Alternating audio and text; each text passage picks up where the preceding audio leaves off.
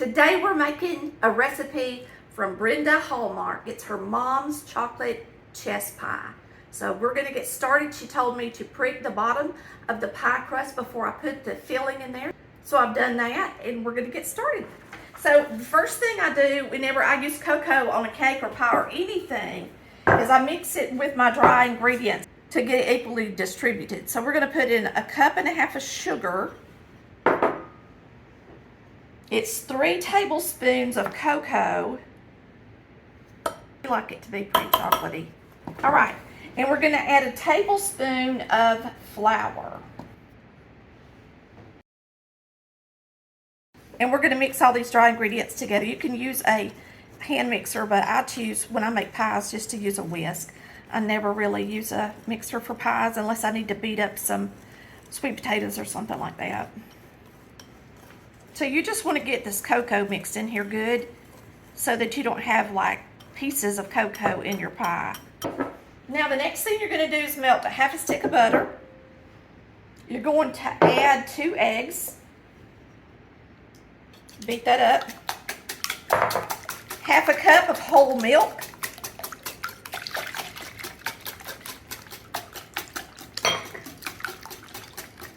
A little bit of vanilla.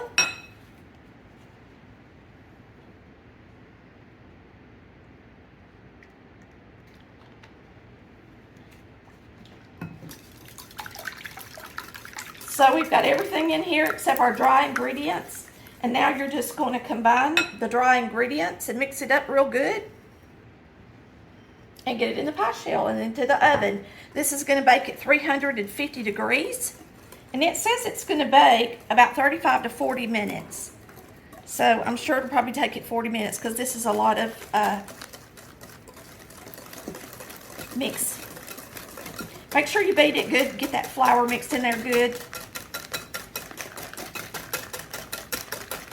She used the electric mixer when she mixed it up, probably just to make sure that flour got distributed in there good. You can see a few small pieces of flour in there.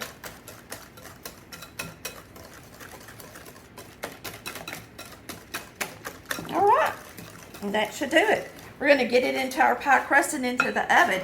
Now when you have a really runny filling, you can always put your pie crust on the shelf of your oven and pour it into the pie crust while it's in the oven.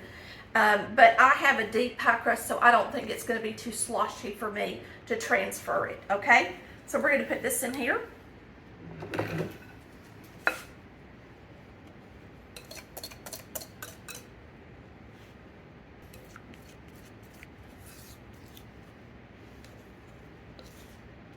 We have never made a chocolate chess pie. We've had requests for them, so hopefully this is going to be delicious. It smells good already. We're going to get it in the oven, and I'll let y'all watch it bake.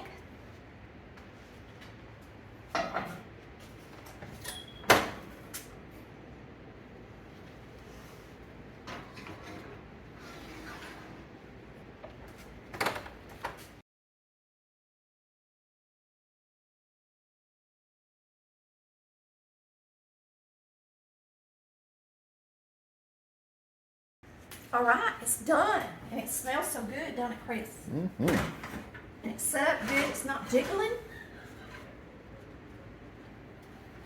So we're gonna let it cool. It says cool completely before you cut it. Chocolate chess, yummy yum. All right, we're gonna try our chess pie. I'm super excited. And we're gonna cut into it.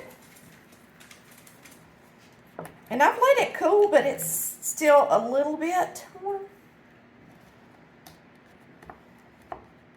I'm always in a hurry to try these pies.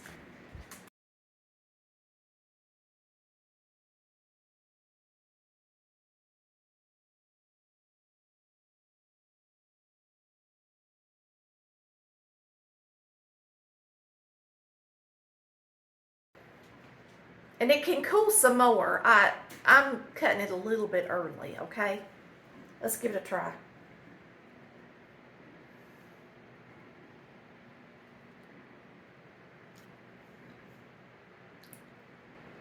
Yummy. This reminds me a lot of Granny's cooked pudding pie. We're making a good supper tonight, but first we're going to put together a pie.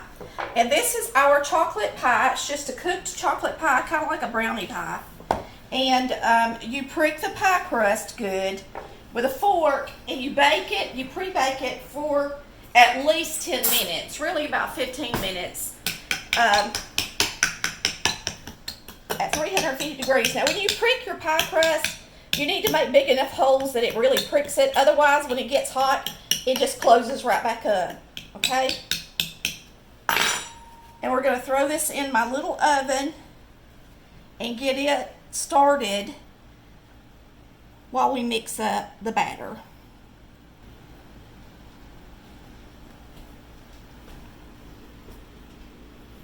This is in our first cookbook. And it's kind of like a brownie pie. My kids love this pie. It's really rich and chocolatey. And we always serve it with some whipping cream.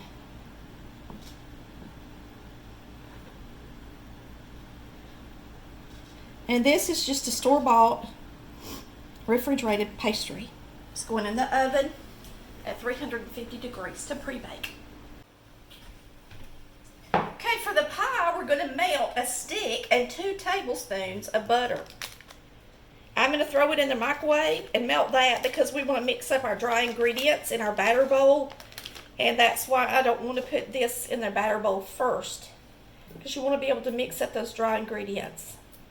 So I'm putting this in a smaller container, getting it in the microwave and getting it melted.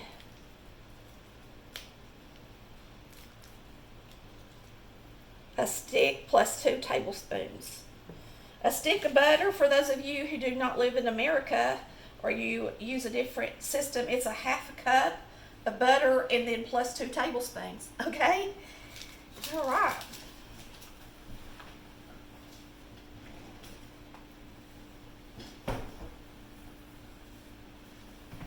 I'm going to get this in the microwave.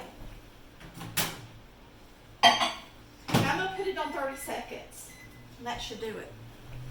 If you don't want it to pop in there, you can cover it up with a paper towel or paper plate.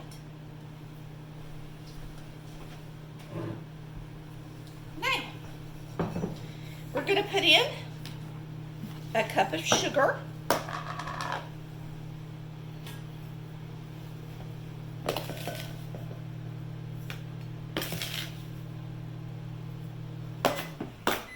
Four tablespoons of flour. I believe this is my here. Let me see if this butter is soft. Close, pretty close, but not quite. Needs about 10 more seconds. All right, so you're going to put in 4 tablespoons of flour. 1. There's 2. So there's 4 tablespoons of flour, and you're not going to substitute that with anything. And then we're going to put in 6 tablespoons of cocoa.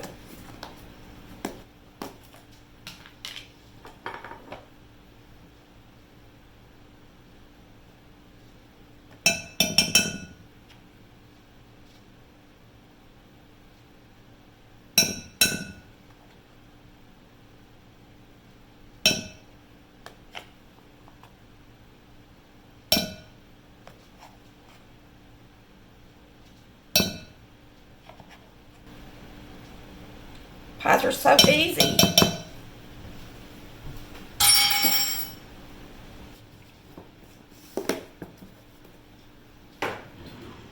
And now you're just going to whisk that together.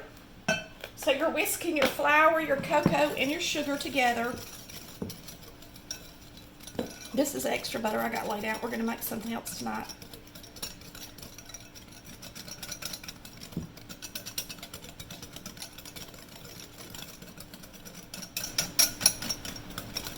My cocoa is kind of lumpy, ain't it?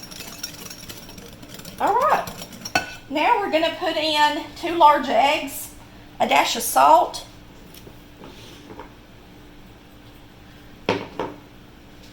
2 large eggs.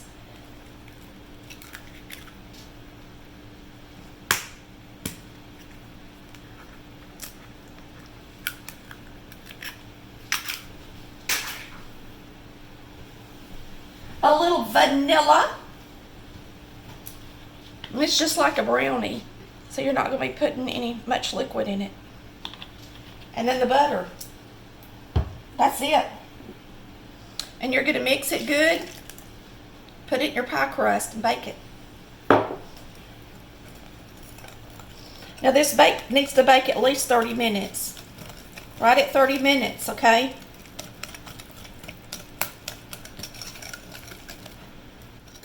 But you've got to pre-bake that pie shell first. So get it nice and toasty, light golden brown. And then get it out, pour this in it, and then we're going to bake it for 30 minutes.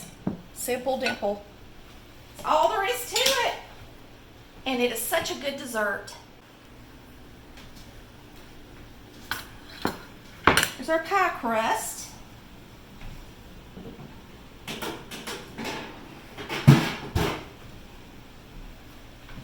Here's our batter.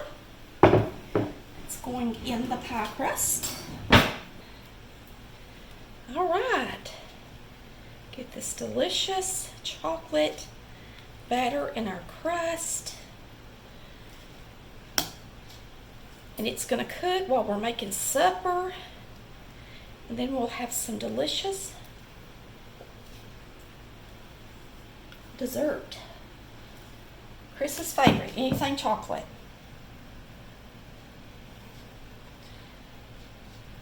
Just move it around in there.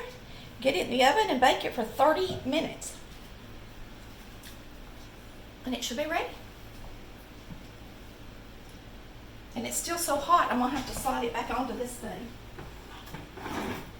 And then bring it over here and hope I don't drop it.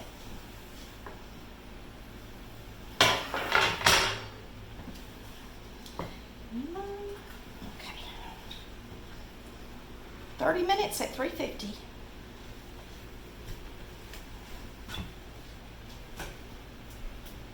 This is my little oven. I cook in it a lot in the summertime. It does really good.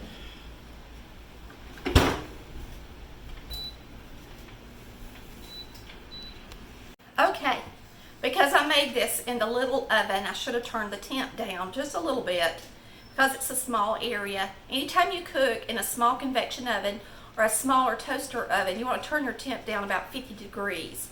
Because I didn't, my pie's a little bit dark, but it's still really delicious. So we're going to eat it anyway. So I'm just going to put some Cool Whip on it. My dogs love Cool Whip.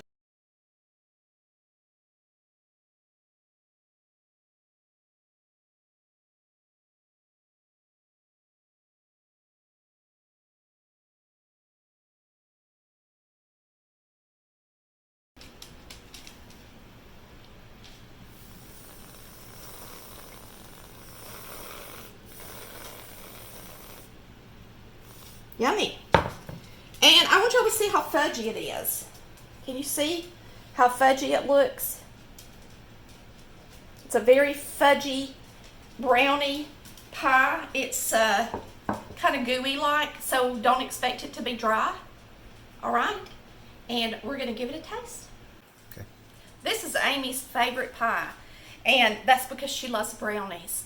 And when I said don't expect it to be dry, I just mean don't expect it to be a cake-like brownie. It's more of a fudgy brownie, okay? Pie. And it just says chocolate pie in the book.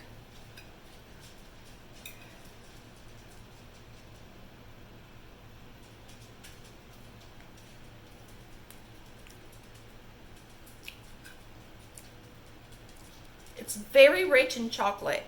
So if you don't like dark chocolate or it to be real chocolatey, reduce the cocoa, but we love it. Serve it with some ice cream. Mmm.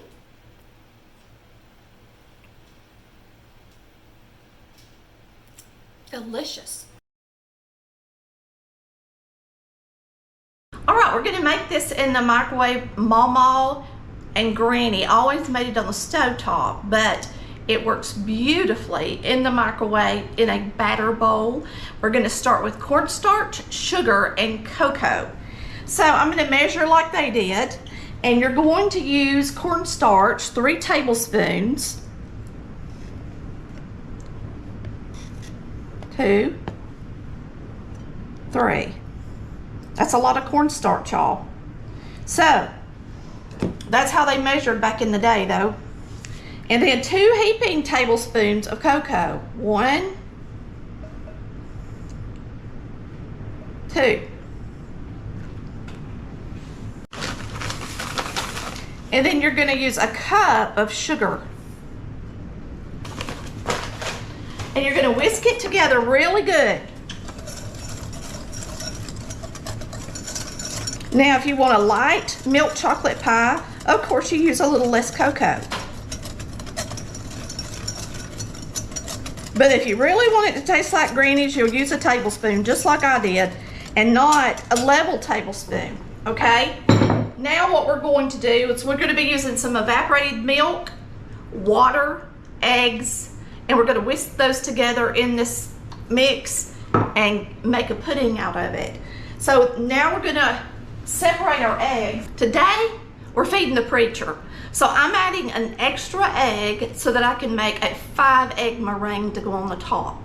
Now, you don't have to do that, of course. You can get by, if you're not gonna make a meringue at all, you can get by with 3 eggs and just put them in there whole.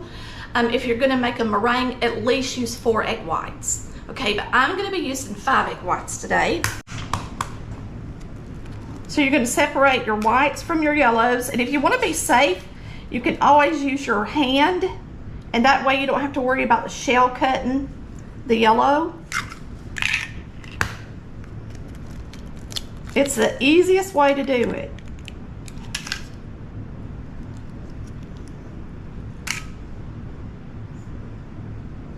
We're also going to remove these whites so that our pudding, it doesn't make a lumpy pudding. It's not absolutely required, of course, but Mama always did it. So I'm going to do it since I'm having the preacher over. So I'm going to take this out of there. And I usually just use a fork. It's not always the easiest thing because they're slippery. And those are small enough it don't matter.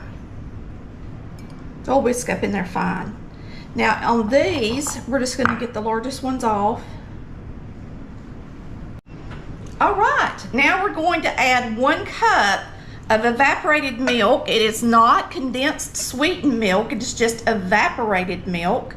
So you're going to put in a cup of that and a cup of water. Now if you want it to taste like my Granny's pie, you'll use the evaporated milk because it does have a certain flavor, just how good, you know how good it is in homemade ice cream and stuff like that. So if you don't have evaporated milk, you can also use regular milk and just use 2 cups of milk. But we're going to use 1 cup evaporated and 1 cup of water. And I added just a little bit to grow on because I've got extra eggs in there today, which means it will make a nice thick pudding. So you're going to whisk this milk in there. And you're going to add the yellows from the eggs. Now, you're going to put in vanilla, but you put vanilla and a little bit of butter in after it comes out of the microwave and after it cooks. Now, this is the same recipe that you can use in a double boiler or in a nonstick saucepan on top of the stove. But I promise, if you make this in the microwave, it will be fast, creamy, perfect, no scorching, no burning. You'll be in love. Now, Mama did use a microwave. She's the one that taught me this trick. She was a caterer. Y'all, it's wonderful. Just give it a try and you'll never go back. Especially on these hot summer days. All right, 3 minutes. The first one. Then you're gonna take it out and you're gonna whisk it really good. And you're gonna cook it until it's nice and thick. So remember, everybody's microwave is a little bit different wattage. So you need to cook your pudding until it's nice and thick, because it's not going to thicken in the refrigerator. A lot of people make the mistake and think it's going to be like instant pudding, and they're going to put it in the refrigerator and get it out, and they're going to be able to slice into it, and they put it in there too runny, and you can't do that when you're making homemade pudding. So you'll see the consistency of it when I pour it into the shell. You're going to pre-bake a pie crust and prick it with a fork at 375 until it's nice and golden brown, about 12 minutes, but like I said, golden brown, all right? And you're going to take it out, and that's where we're going to put our pudding and meringue. So it's nice for it to be good and hot for when the meringue and the pudding goes on top of it. So make sure that after you take that crust out, you mark your oven temperature down to 350 degrees, because this pie is going to bake the meringue at 350 degrees for 20 minutes. Let's go ahead and get our meringue started, because it takes it about 3 minutes to mix up, and we want to be able to put it on the pie. As soon as we take our pudding out for the first 3-minute cook and put it back in there, we're going to start mixing up our meringue, so we need to be ready. All right, you're going to start with your egg whites. You want to use a whisk attachment. It's best to use a stand mixer if you have one, because it takes some time to beat up egg whites. And you're going to add your sugar to your egg whites once they start getting a little frothy, okay? So you're going to add the sugar gradually once it starts getting frothy. I'm telling you that now, because once this mixer turns on, I won't be talking. Now this is after the first 3 minutes. It's mainly just getting nice and hot. You can see it's smoking a little.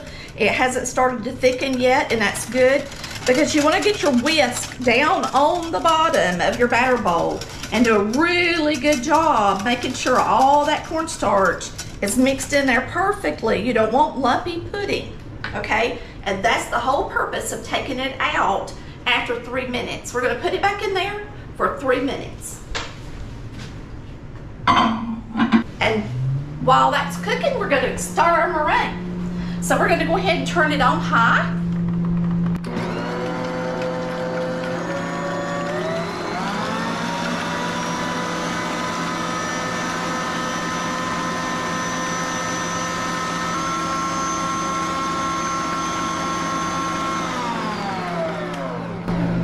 Now they're frothy, and I'm going to add my cream of tartar.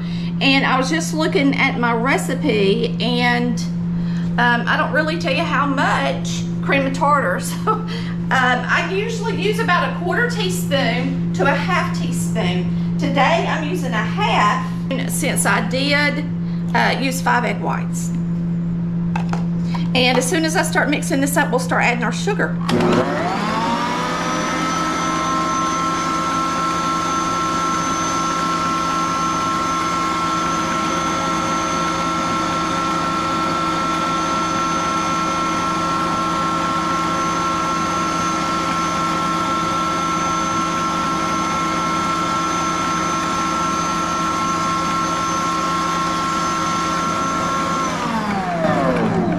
It's really important not to overbeat your egg whites, okay? So you want them to have a stiff peak, and they're ready. They're ready. So be real careful and don't overbeat them. They're just perfect. And you really, I should have tested them a little sooner, but I was over here wiping off the counter, but it's ready. All right, really it takes it right about the same amount of time as it does your pudding. It's a pretty good rule of thumb. Now you're going to see how thick the pudding is. You see how nice and thick that is?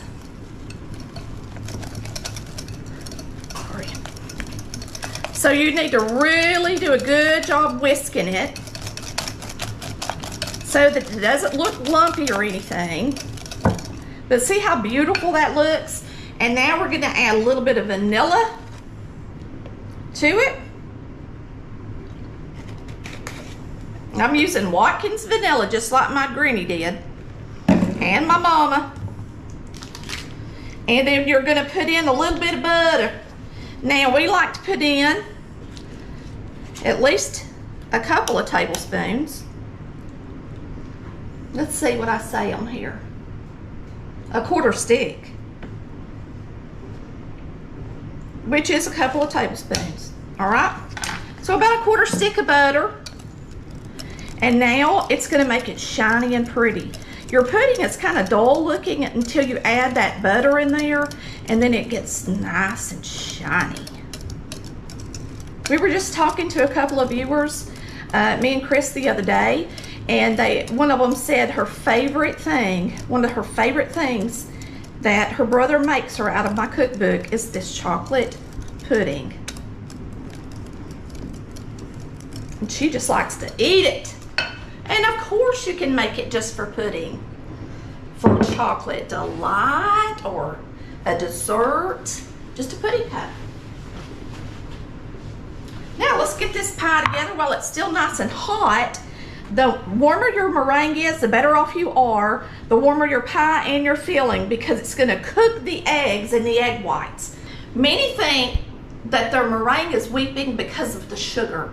It's not the sugar, it's the eggs. When egg whites do not cook, they're liquid. And your egg whites have to cook or they turn back to liquid.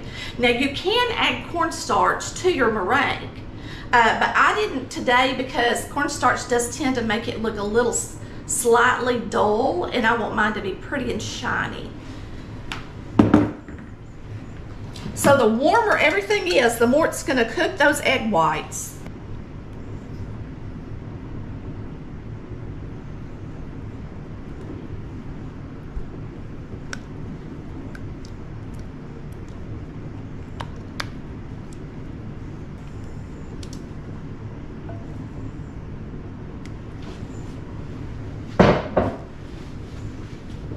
See how pretty that is?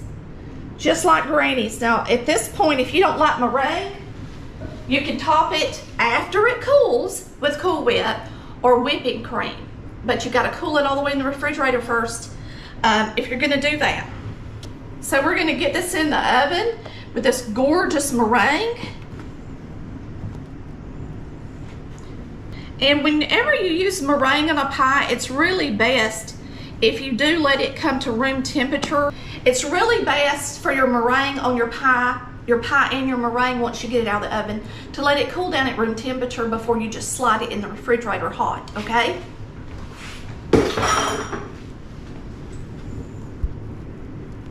So you want to make sure you get a good seal around the edge first. So we're just going to rotate it and make sure we do that first. So it really needs to seal with the edge of the crust and not have a hole. Yeah, go back and double check, and you can see some little holes in there, and make sure you cover them all in good. Just take your little spatula and get in those little cracks. And really check. Go all the way around your pie and really check and see if you got all of them full, okay? And now we're gonna just make it pretty, all right? And I don't like for it to be too high on the top, not like a mound. And then I'm just gonna make it pretty with my, this little spatula right here. It's what I like to swirl it with.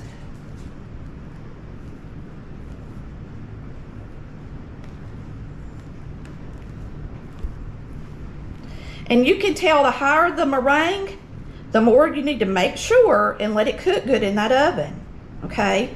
Do not take it out too early because you want the egg whites to cook. Nobody wants to eat raw egg whites.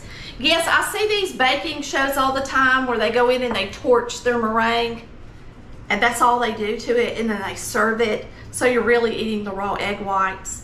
And I prefer to bake it in the oven, okay? And it's best if you do. We're gonna slide this in the oven and bake it at 350 for at least 20 to 25 minutes. And it needs to be 350 so that it makes it pretty and golden. You don't want it too brown.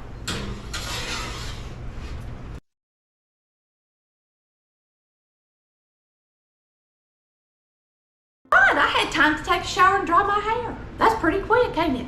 But since I had some pretty little tips on top of my pie, I did turn the temp down to 325 so it would be just gorgeous. And that's how you want it. You want to see little areas of white and gold because it's just super pretty. Now, I want to brag a little bit on what I got it sitting on. And the reason I love this Baker's cookie cooling rack, or whatever you want to call it, is it's got legs and it has handles. Y'all, this has been the best cooling rack I have ever owned. And I'm not just blowing smoke up your butt. You know what I mean? It's just really nice. So if you don't have one or you need a new one, please go through our website and click on Amazon must-haves, and you will find this cooling rack. It may be under bakeware as well, but it is just such a blessing to have because you can pick it up and move stuff around really easy. And I just wanted to show y'all that. We're gonna let this cool down to about room temperature, and we will be having it for dinner tonight. All right, we're slicing a piece of this pie. Now this is at room temperature. It has not been refrigerated at all. So I'm gonna show you how it looks at room temperature. And our meringue has wheat just a little bit, but not bad. And your meringue always wants to fall a little bit once it cools down. So keep that in mind as well.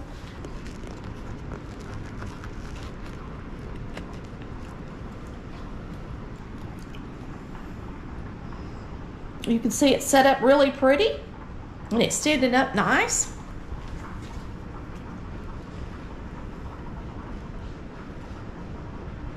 And there it is. And look how pretty it looks in the pie plate.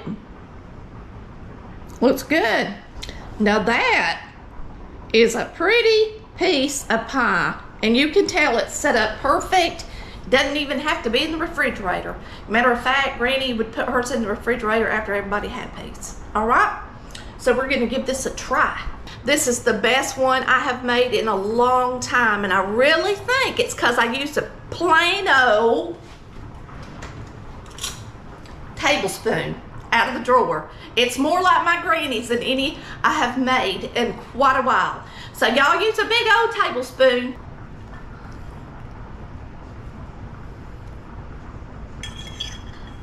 It's some yummy stuff. So easy to make.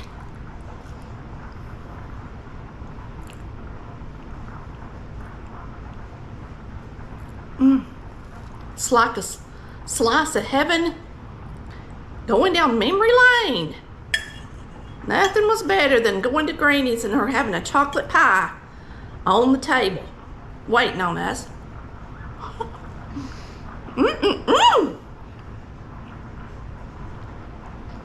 Woo! You just can't get anything any better than that.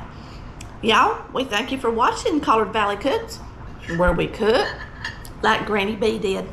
Bye, y'all. Love ya.